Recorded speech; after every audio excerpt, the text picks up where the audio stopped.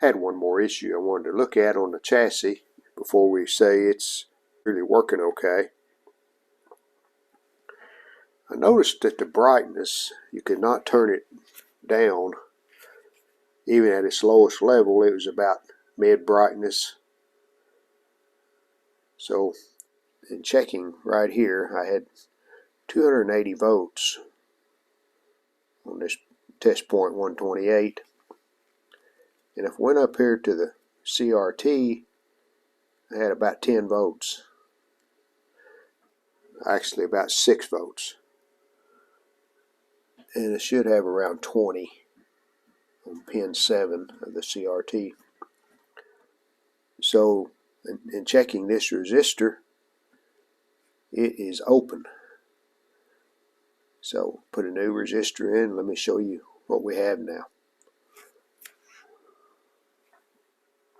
So now our brightness control is working as it should. You can turn it down, turn it up. That's a mid-range, which is about normal. So that took care of that problem. I suspect that if I were to go through and check a lot of these resistors, I'm sure some of them have drifted upwards because they are carbon resistors, but we'll let it go with that. I did check this one and a couple more, and they all seem to be pretty close to what they're supposed to be. So we're going to let it go. Picture looks good as it is, so we'll say that's fine. 2.2 meg. It is completely open. If we short our leads out, completely open.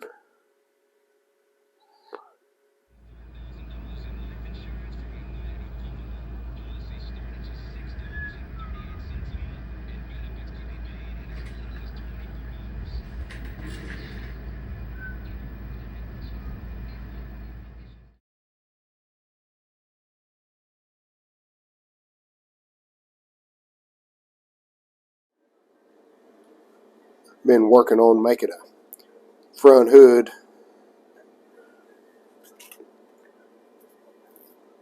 Just use cardboard as my sample, hot glue. And in looking at pictures online, I think this is a general shape of it.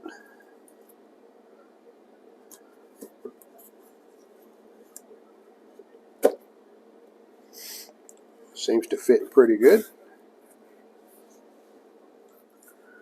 Next we had to come up with something to hold tension on this.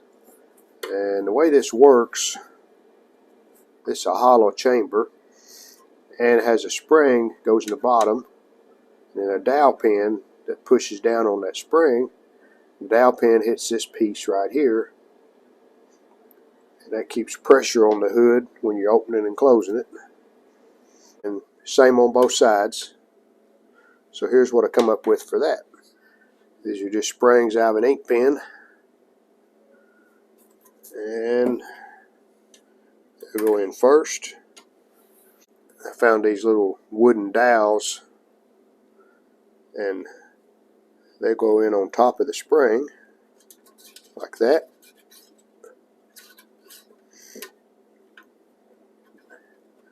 Now, as far as the amount of tension, I won't know until I get my hood made out of plastic. Then I can tell how much pressure I need for this to work right. But I have two of those, one on each side.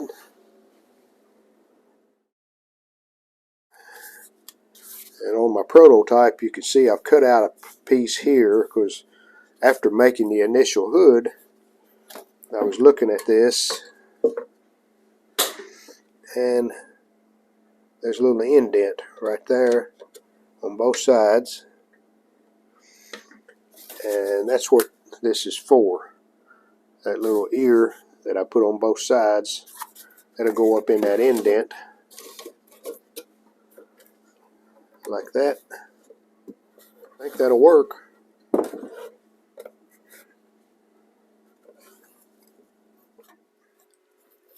To prevent the hood from raising up too far,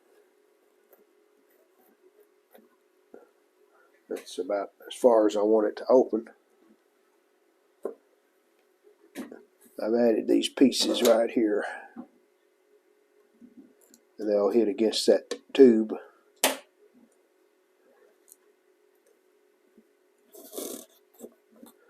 And that's what they'll look like.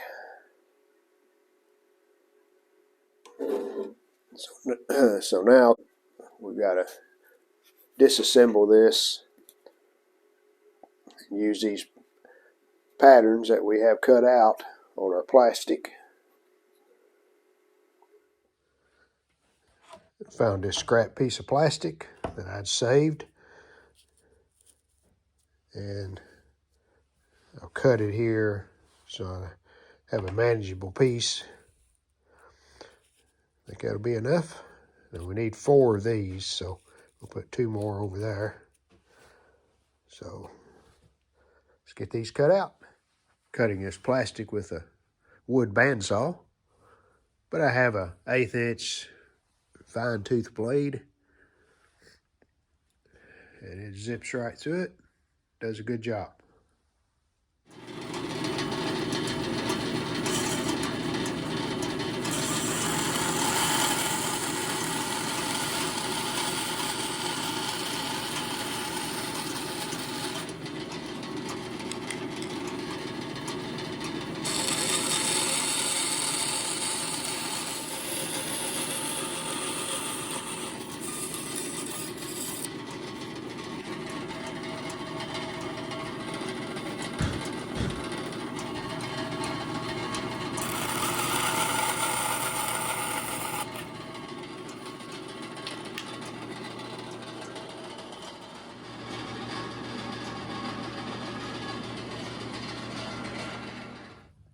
And to mark it, I'm just laying my pattern on top.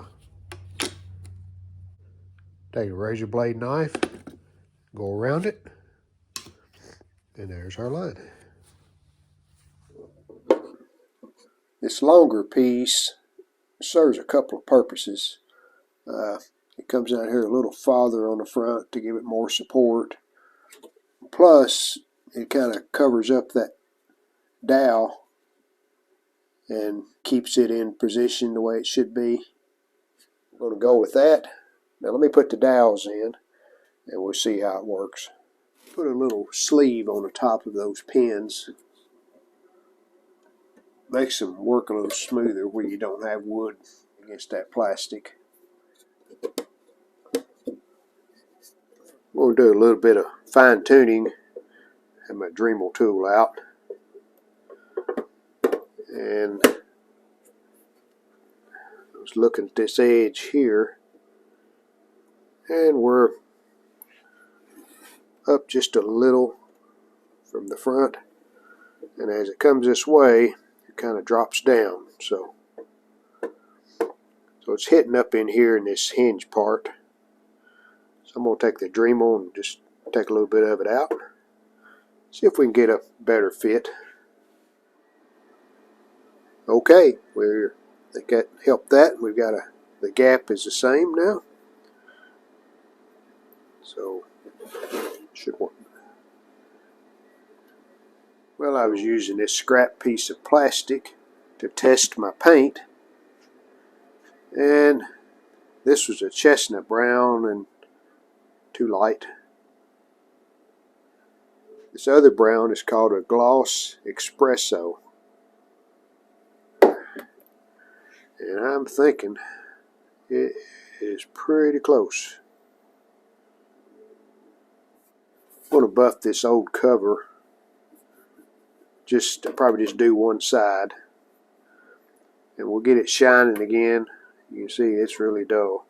We'll get some shine back to it, and then we'll compare it with this paint and see how well it matches.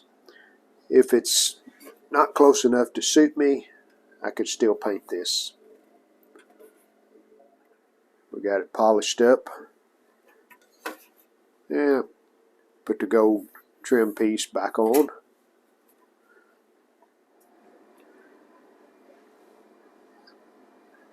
And I painted the underside of the new hood first. And this is a flat black. I just finished spraying it, so that's why it looks glossy. But when that dries, it'll be a flat black. Time to put some brown paint on the outside. And I've got it taped up so we won't fog onto the flat black. Not much to paint, just that one front area and the edges. So we'll get that done.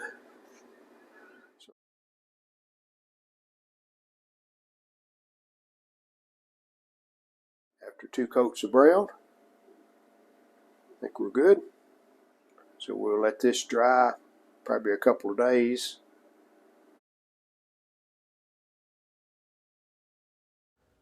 This base is pretty rusty, so I'm going to have to do some sanding on it.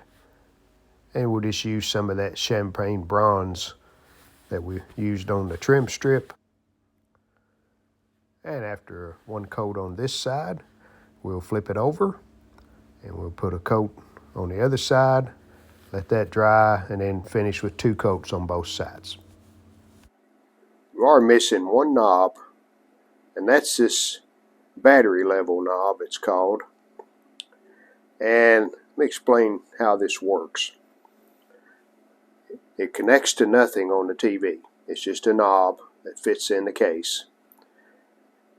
And the way it worked, when you took this out and used it on battery, you started with the knob set to 4, and that meant 4 hours. And as you played the set, you were to keep track of the time you played it. And if you played it an hour, you would move that knob to 3, or you could even go in between. You could go 3.5, 2.5, whatever. If this was on 2, as an example, then you knew that your battery had been used for 2 hours, which is about half of the battery has been drained, and then you would decide if you need to recharge it or whatever. Kind of a gimmicky thing, but I doubt if very many folks use that. But anyway, I did find a knob that I can put on it in my stash of knobs I keep. This does have a gold center, and that'll match the rest of the knobs on the set. So we'll just mount that in there. And it's a tight fit. I might even paint a pointer where you could turn it to the different numbers if you wanted to.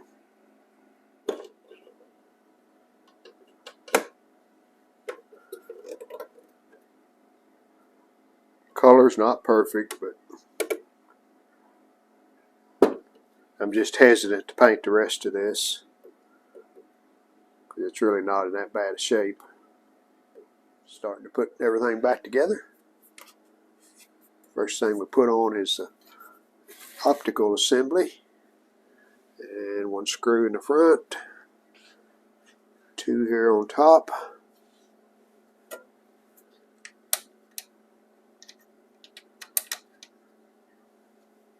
Your 1/4-inch head.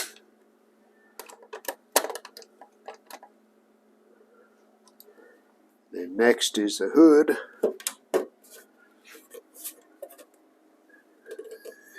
Antenna feeds down through that hole, and then the RF connector plugs in back the tuner right there. So let me get that put in, then we'll go to the next step. Alright, the hood on. Put a screw right here. And 2 here in the back.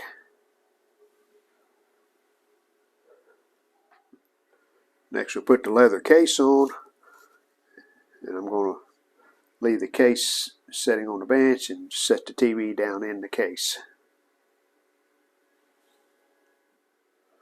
Alright, now we flipped it over, and we'll put the base on. It goes in these 4 holes right here. Base is on, and I went ahead and just pushed this cover, the battery cover, back on, even though it's broken here. we may address that. I don't know what we'll do there, but let's flip it back over. Put the hood on.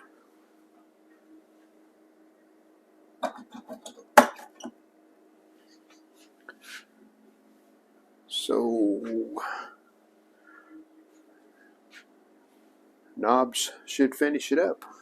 So let's get them put on. That completes the repair on the 1960 Philco Safari.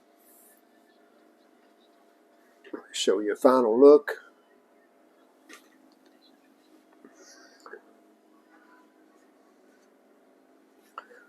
There's a red indicator I painted on the battery level knob.